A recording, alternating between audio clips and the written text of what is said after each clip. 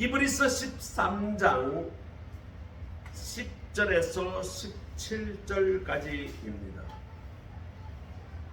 368면이네요. 제가 가진 성경. 히브리서 13장 10절 제가 먼저 읽습니다. 우리에게 제단이 있는데 장막에서 섬기는 자들은 그 제단에서 먹을 권한이 없나니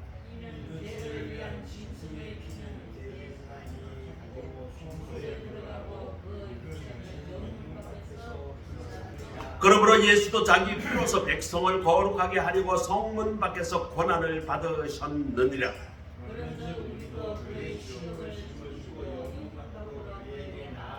우리가 여기에는 영관 도성이 없으므로 장차 올 것을 찾나니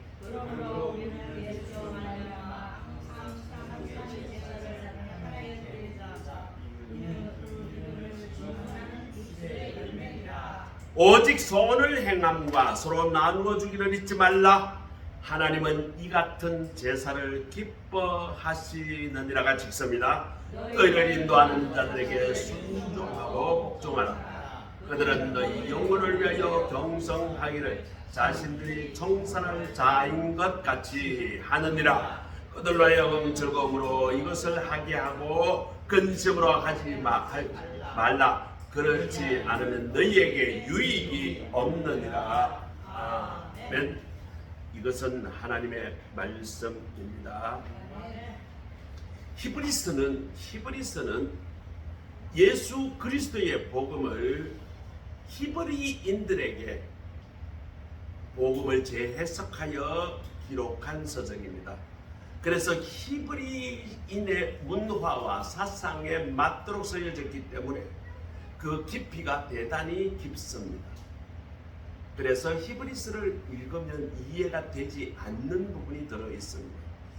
히브리 문화, 그러니까 유대인들 문화에 맞는 그런 내용들이 좀 나오고 일부는 우리가 전혀 이해하지 못할 그런 내용도 있습니다. 어쨌거나 히브리서는 예수 그리스도의 탁월하신 그 예수 그리스도로 말미암아 우리가 완전한 그런 부활과 소망의 사랑, 그리고 새로운 피조물로 참 제사자로 참 예배자로 살아가는 그런 말씀으로 가득한 책이 히브리서입니다. 그렇기 때문에 히브리서를 먼저 공부하고 연구하기 전에 주로 로마서와 갈라디아서를 먼저 읽고 난 후에 그리고 히브리서를 읽어야 그나마 조금 도움이 됩니다. 오늘 읽은 본문에서 거의 결론 부분에 해당이 됩니다. 오늘 본문은 히브리 기자는 우리에게 이렇게 권합니다. 그런즉 우리도 그의 치욕을 짊어지고 영문 밖으로 그에게 나아가자. 13절에 그렇게 권면합니다. 오늘 이 본문을 통해서 우리에게 주신 하나님의 말씀을 무엇일까요? 10절에 보면 히브리 기자는 말합니다. 우리가 제단을 가지고 있으니. 구약의 제단은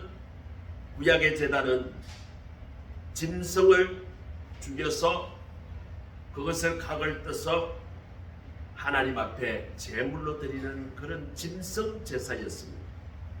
그러나 이제 우리의 제단은 예수 그리스도의 십자가와 부활입니다. 예수님은 성문 밖 골고다 언덕에서 버림을 받으셨습니다. 예수님의 손과 발에 박힌 그 못은 우리의 죄 때문이었습니다. 그러나 그 고통 속에서 예수님은 우리를 용서하시고 구원하셨습니다. 이것을 믿는 것이 우리 믿음의 기초입니다. 기독교는 매우 역설적입니다. 이 십자가가 없는 기독교는 기독교가 아닙니다. 우리가 기적을 원하면서 십자가를 외면하는 그것은 참된 신앙이 아닙니다.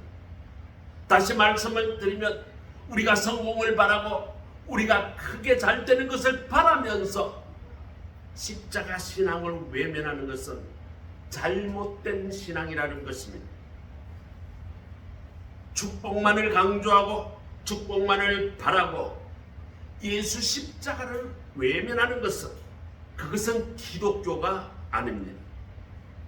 예수의 흔적은 영혼 구원을 위해 고난을 당한 흔적입니다. 우리가 예수의 흔적을 위해서 복음으로 살아갈 때에 때로는 비난을 받을 수도 있고 핍박을 받을 수도 있습니다. 때로는 조롱을 받기도 하고 때로는 매를 맞기도 합니다. 어제 우리 장모님 구순잔치를 했습니다. 우리 장모님의 시아버지께서 일제시대 때 교회를 지키시다가 십자가를 지셨습니다. 어마어마하게 매를 맞고 턱이 다 부러졌다고. 그래서 밥을 씹을 때 덜거덕 소리가 난다. 얼마나 많이 맞았는데, 불기를 많이 맞았는데 항문이 다 찢어지고 터져가지고 돌아가실 때까지 기저귀를 차고 사셨다. 그렇게 제가 들었어요. 제가 결혼할 당시에는 이미 그 어르신은 돌아가셨죠. 예수를 믿고 복음으로 살기 위하여 그런 고난을 피하지 아니하고 당하셨던 것입니다. 우리는 이 십자가를 지고 살아가는 것이 바로 우리가 바로 살아가는 것입니다. 그래서 13절에 그런즉 우리도 그의 치욕을 짊어지고 그리고 영문 밖으로 나가 자라고를 권면합니다. 이 영문 밖이라는 것은 무엇일까요? 바로 세상으로 나아간다는 것입니다. 때로는요, 이 복음을 위해서 우리는 손해를 보고 비난을 받을 때도 있고 조롱을 받기도 하고요, 때로는 매를 맞기도 합니다. 로마 시대 수많은 성도들이 황제 숭배를 거부했습니다. 그러나 그들은 예수님은 주님이시다 고백을 하다가 원형 경기장에서 사나운 짐승의 밥이 되기도 했습니다. 그럼에도 그들은 기꺼이 영문 밖으로 나갔습니다. 일제시대 때요, 우리 신앙을 지킨 사람들이 많았습니다. 6.25 사변 때요, 공산주의자들의 박해를 당하면서 그렇게 신앙을 지킨 사람들이 있었어요. 주기철 목사님 신사참배를 거부하다가 옥중에서 순교하셨어요. 우리 처할아버지가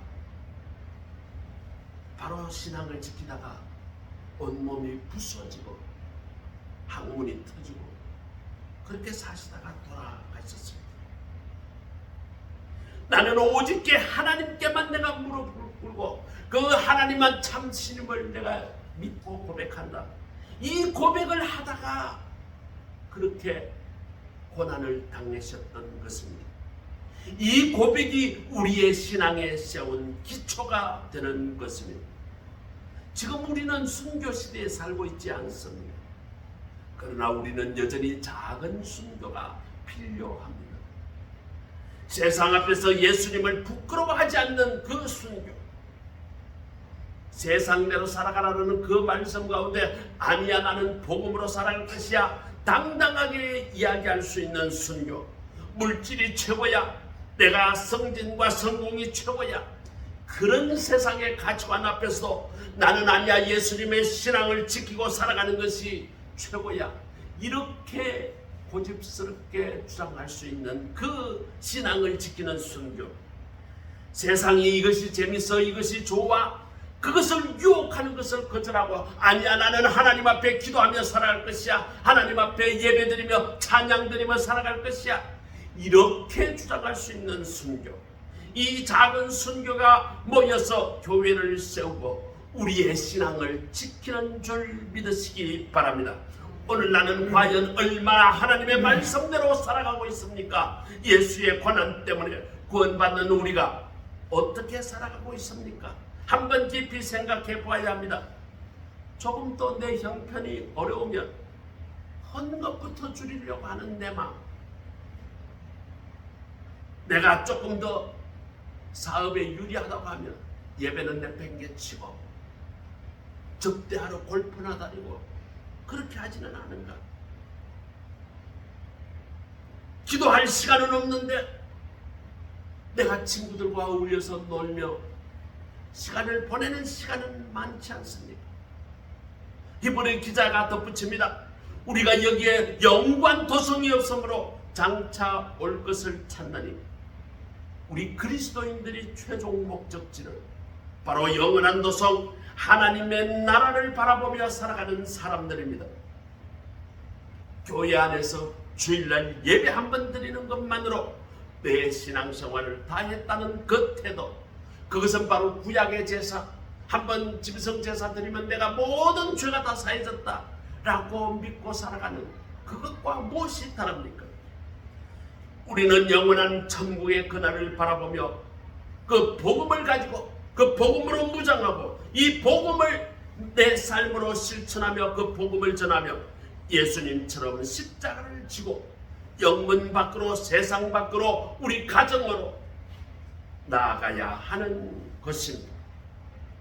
두 번째로 우리는 15절 16절에 찬미와 선행의 제사를 드리라 라고 하는 권면을 우리는 받아들여야 합니다.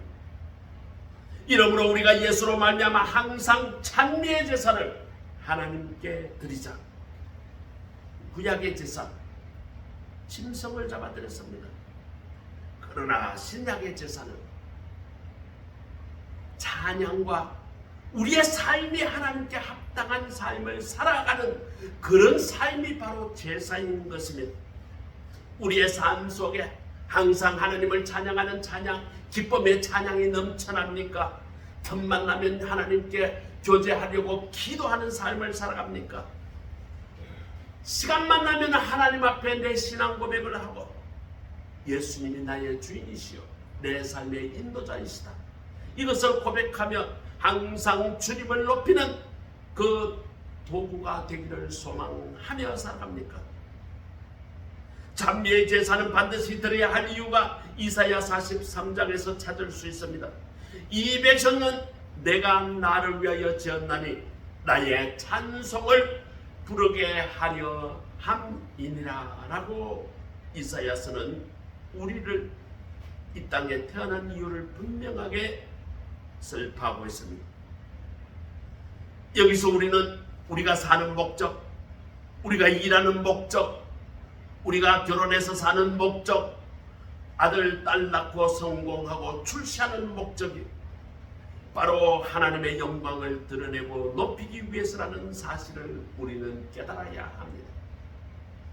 축구 선수 중에 제가 참 좋아하는 선수가 이영표 선수. 이영표 선수는 신앙생활을 아주 열심히 합니다. 자기가 축구 선수가 되는데 몸이 왜소해서 위대한 선수가 될 자격이 부족했는데 이 선수는 훈련을 할 때마다 내가 훈련을 열심히 하는 것이 하나님의 영광을 드러내는 일이다. 시합을 뛸 때 내가 열심히 뛰는 이유가 하나님께 영광을 드리는 것이다. 그리고 이 선수가 말이죠, 수비수예요. 수비수인데 올림픽 대회 할 때에 예선전 할 때 이영표 선수가 골을 넣었습니다. 야, 골을 넣는데 전부 다 와 하고 전 국민들이 좋아하는데 이 선수는 말이죠, 골 넣고 난 뒤에 그 운동장에 팍 무릎을 꿇고 하나님 앞에 기도를 드렸어요. 전 국민들이 그걸 보고 충격을 받았어요. 야, 저 선수는 우리나라 자기의 영광을 위해서 뛴 것이 아니라 하나님의 영광을 위하여 저렇게 그라운드에 쭉자 살자 뛰는구나. 하나님께 드리는 제사는 서로의 선을 행하고 나누어 주는 것이다. 16절에 오직 선을 행함과 서로 나누어 주기를 잊지 말라. 이 같은 제사는 하나님이 기뻐하시는 것입니다. 우리가 하나님께 드리는 삶은요, 하나님이 기뻐하시는 삶은 뭘까요? 이웃을 사랑하고 그 이웃에게 손을 내밀고 그 어려운 이웃의 도와주고 나눠주고 손 내밀고 하는 것입니다. 그리고 서로의 사랑을 나누며 살아가는 것이 하나님은 이 같은 제사를 기뻐하신다고 오늘 본문은 이야기합니다. 서강대 장영희 교수가 쓴 글이 있습니다. 어느 잡지에서는 결혼의 조건이라는 것이 있습니다. 남학생들이 내세우는 내가 좋아하는 여자의 조건, 이런 글이 있어요. 근데 말이죠, 그 여자는 어떤 여자인가? 결혼하면요, 나만 쳐다보고 나만 사랑해주고 그리고 내 부모를 잘 공경하고 그 부모님이 어려웠을 때 잘 돌보아주는 여자, 그리고 나를 위해서 내가 입맛에 맞도록 요리를 잘하는 여자, 부지런해서 늘 집안을 깨끗하게 정돈 잘 해놓고 내가 들어왔을 때 집안이 호텔처럼 아주 그냥 잘 전동된 여자, 몸이 건강한 여자, 마음이 내가 뭐라고 성질을 내도 잘 받아주는 마음이 건강한 여자, 그리고 건금철학에서 옷 사는데 가방 사는데 돈 많이 쓰지 않는 여자, 내가 팥으로 매주를 쓴다 해도 나를 믿어주는 여자, 비가 오면 버스 정류장에 우산을 들고 내가 퇴근하기를 기다려주는 여자, 그리고 집안에서 목소리가 나에게 큰 소리 내지 아니하고 자분자분하게 이야기해주는 여자, 내가 아무리 늦게 와도 저녁을 먹지 않고 기다려 나와 같이 저녁을 먹어주는 여자, 너무 예쁘지는 않지만 너무 예쁘면요 다른 남자가 눈을 자꾸 쳐다본대. 그래서 싫대. 그렇지만 너무 못생긴 것도 싫어. 조금은 예쁜 여자, 밤늦게 친구를 데려와도 불평하지 않고 잘 대접하는 여자, 밤에 도둑이 들어오면 나보다 먼저 나가서 도둑을 쫓아내는 여자, 겨울이면 나를 위해서 스웨터를 짜주는 여자, 내가 돼지 멱다는 노래를 불러도 오 당신 목소리는 천사의 음성 같아요, 이렇게 나를 세워주는 여자, 이렇게 줄줄줄줄 이야기를 했어요. 그런데요, 한편 여자들이 장래 신랑감으로 남편감으로 내세우는 결혼 조건도 만만하지 않아요. 그 여자들은 이런 남자를 좋아한대요. 나만 사랑하고 아무리 예쁜 여자가 옆으로 지나가도 눈도 돌리지 않는 그런 남자, 신체가 건강하고 머리가 좋고 남자로서 야망이 있고 유머 감각이 있고 돈을 많이 벌어주는 남자, 그리고 집안일을 즐겨하여 나를 잘 도와주는 남자, 내가 야단 칠 때 말없이 앉아서 조용히 들어주는 남자, 내 독립적인 생활을 방해하지 아니하고 오히려 그것을 격려해주는 남자, 그리고 내가 힘들 때 애를 잘 돌봐주고 잘 키우는 남자, 술은 조금 먹어도 괜찮은데 담배는 절대로 피우지 않는 남자, 퇴근 후에 집에 와서 요리하고 집안 청소 잘하고 빨래 잘하는 남자, 우리 부모님 일주일에 한 번 방문하여 저같이 장인 장모를 잘 섬기는 남자, 아침에 일찍 일어나 모닝커피를 만들어서 내가 침대에 자고 있을 때에 갖다주는 남자, 예쁜 여자를 옆으로 지나가기만 해도 끔찍히 싫어하는 남자, 결혼기념일, 내 생일, 장인 장모님 기념일 절대로 잊어먹지 않는 남자, 여자 화장실 앞에서 내 가방을 들고 써 있는 것을 부끄러워하지 않는 남자, 이렇게 잔뜩 적었어요. 이야기 들어보니까 어때요? 그런 남자 있을 것 같아요? 그런 여자 있을 것 같아요? 우리는 서로 요구하고 서로 기대는 것을, 행복이라는 것을 기대합니다. 그러나 행복은 그렇게 해서 만들어지지 않습니다. 서로 주고 베풀고 서로 섬기고 서로 나누는 것이 행복 지수를 높이는 방법입니다. 또 우리의 믿음과 말에 우리는 복음의 소망으로 나아가야 합니다. 미국의 교육학자 헬렌 켈러는 원래 시각장애인, 청각장애인, 그러니까 듣도 못하고 보도 못하니까 말을 배우지를 못했잖아요. 그러니까 나이가 들어서 제법 컸는데도, 유진이보다 더 컸는데도 말 한마디도 못해요. 언어장애, 시각장애, 청각장애. 그런데 말이죠, 그 아이를 위해서 가정교사가 왔는데 설리번이라는 선생님이 왔어요. 이 선생님이 그녀에게 해주는 말이 있어요. 너는 할 수 있어. 하나님이 너를 통해 놀라운 일을 하실 거야. 아니, 듣도 못하는 아이에게 글을 가르치고 말을 가르칩니다.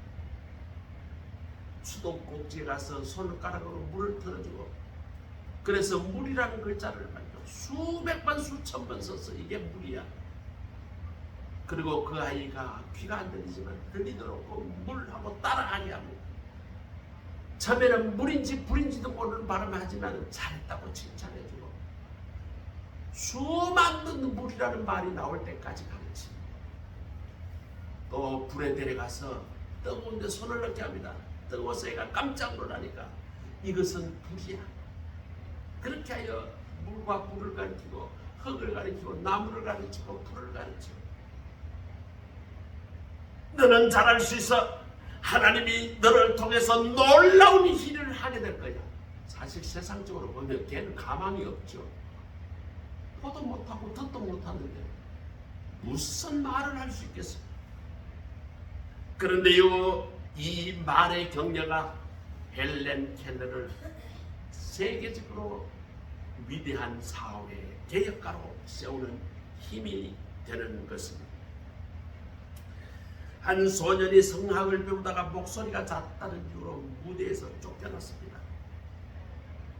그러나 그의 어머니는 매일 내 목소리는 하나님이 주신 특별한 선물이야, 늘 그렇게 격려합니다.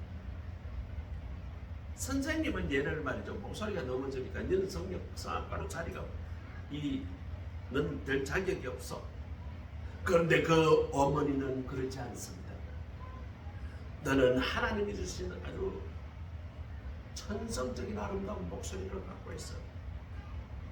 그 말에 힘입어 그는 포기하지 않냐고 계속 훈련을 했고, 나중에는 세계적인 성악가로 성장했어. 우리 부모나 우리의 믿음의 공동체가 전하는 이 복음의 소망의 말은 인생을 살리고, 교회를 살리고, 가정을 살리고, 한 개개인을 살리는 원동력이 됩니다. 사람과의 관계는 산울림과 똑같습니다. 우리 집안에 거친 말이 너무 많아. 우리 집안에 잘못된 그런 말들이 많아. 그러면 나 자신부터 되돌아봐야. 내가 한 말이 가정에게, 가족에게 가서 그것이 되돌아오기 때문입니다. 나 하기에 따라서 나와 내 가족이, 내 자녀가 어떻게 될지 결정됩니다. 그래서 오늘 본문은 서로 하라고 말씀하는 것입니다. 세 번째로는 교회 지도자들에게 순종하라라는 말씀. 17절. 너희는 인도하는 자들에게 순종하고 복종하라. 그들은 너희 영혼을 위하여 경청하기를 자기가 회개할 자인 것 같이 하느니라. 저희로 하여금 즐거움으로 이것을 하게 하고 근심으로 하게 하지 말라. 그러지 않으면 너희에게 유익이 없느니라. 오늘 히브리서 마지막 부분에 히브리서 저자가 유대인들에게 특별히 권면하는 것이 바로 영적 지도자들에게 순종하며 협력하라는 것입니다. 오늘 본문에 나오는 순종하고 복종하라는 그 말은 원어 단어로 페이도라는 말을 사용되었습니다. 그 말은 설득하다, 말을 잘 듣는다는 뜻입니다. 순종이라는 것은 믿고 설득당하고 그것을 따르는 것입니다. 복종이라는 단어는 페이코라는 단어인데 아래에 놓이다, 내 뜻을 포기하다라는 뜻이 있습니다. 내 자신의 의지나 감정이나 생각을 포기하고 영적 지도자 아래에서 그 지도를 따르는 것이 페이코인 것입니다. 교회의 지도자는 영혼의 성도의 영혼을 위해서 하나님 앞에 책임지는 사람들입니다. 따라서 성도는 목회자, 장로, 교회의 지도자들에게 순종하며 협력해야 합니다. 청교도 시대 목회자를 존중했습니다. 이것이 미국을 부흥하게 했고 영국의 대각성 운동이 바로 이 청교도 신앙에서 일어났던 것입니다. 한국교회도 마찬가지였습니다. 평양 대부흥 운동이 성도들의 지도자들과 마음을 같이 할 때에 일어났습니다. 기도와 말씀, 순종과 협력이 모여 성령의 불길을 일으켰습니다. 목회자가 기쁨으로 목양하고 순종하고 기도로 붙들어 주어야 합니다. 그럴 때 교회가 하나 되고 은혜가 충만해집니다. 17절에 보니까 너희가 저희로 하여금 즐거움으로 이것을 하게 하고 근심으로 하게 하지 말라. 그러지 아니하면 너희에게 유익이 없느니라. 목회자의 마음이 상하면요, 교회와 성도의 신앙이 상하게 됩니다. 그래서 목회자는 항상 즐거워야 되고 소망 가운데 살아가야 하는 것입니다. 또 그렇지 않으면 너희에게 유익이 없느니라. 이 하신 말씀을 주목해야 합니다. 우리 자신을 유익을 위해서라도 교회 지도자와 영적 지도자와 좋은 관계를 맺고 살아가야 합니다. 이것이 유익이고 은혜를 받고 복 받는 비결임을 잊지 말아야 합니다. 집에 가서요, 절대로 아이들 앞에서 목사 욕하면 안 돼요. 우리 교회 욕하면 안 돼요. 우리 교회의 지도자들을 욕하면 안 돼요. 아이들이요, 그 말을 듣고요, 목사를 아주 무시하고. 오늘날 교회에 보면 어느 시대나 교회 그 목사들 중에 인간껏 짠 그런 목사들이 있어요. 비난받을 목사가 있어요. 그럼에도 불구하고 우리는 그런 목사를 애들 듣는 앞에서, 다른 성도들 듣는 앞에서 대놓고 비난하는 것은요, 그 말을 듣는 사람 영혼을 파괴시키고, 목사들 중에 잘하는 목사들이 많습니다. 그러나 어느 시대나 일부 목사들은 목사 같지 않은 목사들이 있어요. 인간이기 때문에 타락한 목사가 있습니다. 그런 목사들만 찾아내가지고 온갖 욕이라는 욕을 다 하면 그 자녀들이 듣고 무엇이 되겠어요? 그 자녀들이 신앙에 멍이 됩니다. 교회가 좋은 교회가 많아요. 은혜 받은 교회가 많아요. 한국에 5만 개 교회가 있지만 그 중에 일부 교회는 문제가 있고 시끄럽습니다. 교회 분쟁이 있어요.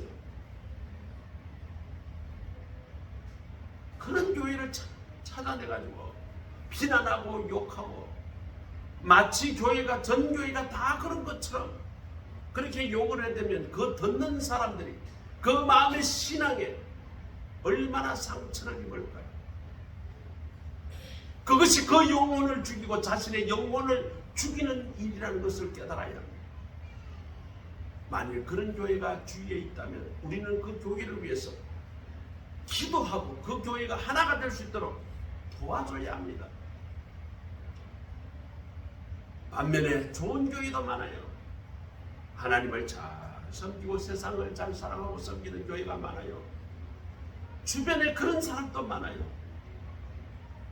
그런 사람을 찾아서 칭찬하고 주위에 소개하고 복되고 잘하는 교회에 그런 사람들을 찾아내서 서로 칭찬하고 서로 격려함으로써 우리의 신앙에 유익이 있어야 합니다. 따라합시다. 내가 부정적인 말 한마디로 100배의 정복 효과가 나타난다. 내가 복음과 신앙의 말 한마디로 100배의 정복 효과가 일어난다. 우리는 이 믿음의 원리를 우리는 기억해야 합니다. 그렇기 때문에 우리 입에서는 절대로 복음의 말, 믿음의 말, 저 천국을 소망하는 말을 우리는 내뱉어야 합니다. 그럴 때에 하나님께서 함께 하십니다. 하나님은요, 망한다고 하는 그 민족에게 절대로 복을 주지 않습니다. 민수기에 가면요, 이스라엘 백성이 우리는 망했다. 그러니 하나님 뭐라고 하는지 내 입에 나오는 대로 망하게 해줄게. 우리는 죽었다. 민수기에서 분명히 이야기합니다. 그래, 내가 너희들을 다 죽여줄게. 하나님은 말씀한 대로 너희들이 말한 대로 내가 이루어 주겠다. 그래서요, 이스라엘 백성 남자만 60만 명 광야에서 다 죽었습니다. 너희들 말하는 대로 내가 이루게 해주겠다. 그리고 말이죠, 목회자들을 위해서 기도를 해야 돼. 목회자가 잘 목회를 할 수 있도록 기도를 해야 돼. 찰스 스펠전 목사라는 분이 계십니다. 설교의 왕이라고도 하고, 이 목사님이 성공적으로 목회를 했는데 많은 목사님들이 그 찰스 스펠전 교회에 가서 방문을 하고, 목사님은 어떻게 그렇게 목회를 잘합니까? 이 찰스 스펠전 목사님은 모든 방문하는 사람들을 반드시 안내하고 소개하는 곳이 있습니다. 목사님이 선 강대상 밑에는 기도방이 있습니다. 그 기도방에는 그 교회의 권사님들로 중심이 돼서 24시간 목사님을 위해서 릴레이 기도하는 기도방이 있어요. 대략 한 40명에서 50명쯤 들어갈 수 있는 공간인데 권사님들이 조를 짜가지고 24시간 목사님을 위해서 기도합니다. 목사님이 강대상에서 서서 설교할 때도 권사님들이 40명 50명 들어가서 하나님 성령의 불이 이 시간 목사님을 통해서 복음이 선포되게 해달라. 목사님이 강대상을 비우고 다른 곳에 가서도 그곳에서 권사님들이 기도합니다. 우리 목사님 바깥에 나가서 복음을 전하고 하나님의 영광을 위해서 활동하게 해달라. 이 기도가 있었기 때문에 자기는 성공적인 목회를 할 수 있었더라고 그렇게 고백하는 것입니다. 이 시간 여러분에게 간곡히 부탁합니다. 저를 위해서 늘 기도해 주세요. 저는 여러분의 기도가 필요합니다. 하나님의 도움 없이 하나님의 일을 할 수가 없기 때문입니다. 히브리 기자가 마지막으로 한 그 권면을 오늘 우리는 다시 정리합니다. 우리는 예수님의 십자가를 바라보고 예수님의 부활의 소망을 바라보고 영문 밖, 세상 밖, 우리 가정으로, 우리 직장으로 향해 나가야 합니다. 십자가를 진 고난의 흔적을 우리는 이 세상에, 우리 직장에, 우리 가정에 남겨야 합니다. 우리의 부활의 소망을 우리는 전하고 그것을 우리의 삶에 실천해야 합니다. 또 찬양과 선행의 제사를 하나님 앞에 드려야 합니다.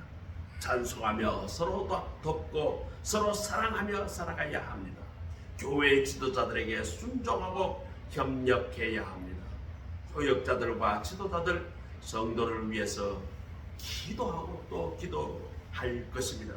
우리 모두가 예수님의 뒤를 따라 십자가를 지고 예수의 부활을 바라보고 소망과 긍정적인 태도로 이 세상을 살아가고, 세상은 지금 무너질 것 같지만 예수 부활의 소망을 부여잡고 그 소망의 사람으로 살아가며 이 세상에 나아가 우리 가정으로 나아가 우리 직장으로 나아가 복음을 전해 우리의 가족, 친지 그리고 우리 이웃을 구원하는 우리 모두가 되시기를 주의 이름으로 축복합니다. 기도하겠습니다. 하나님 감사합니다. 오늘 말씀을 통해서 영문 밖으로 나가라. 이 말씀을 우리에게 주신 말씀으로 하나님 받아들입니다. 예수 십자가 우리도 지고 예수 부활의 소망을 가지고 영문 밖으로 나가게 하옵소서. 우리 가정으로 나가게 하옵소서. 우리 직장으로 나가게 하옵소서. 또 교회의 지도자들 잘못된 면을 부각하고 떠들 것이 아니라 그들을 위하여 기도하는 우리 모두가 되게 하옵소서. 예수 그리스도의 이름으로 감사하며 기도드립니다. 아멘. 찬송가 도 갖고 계세요. 546장 하시겠어요?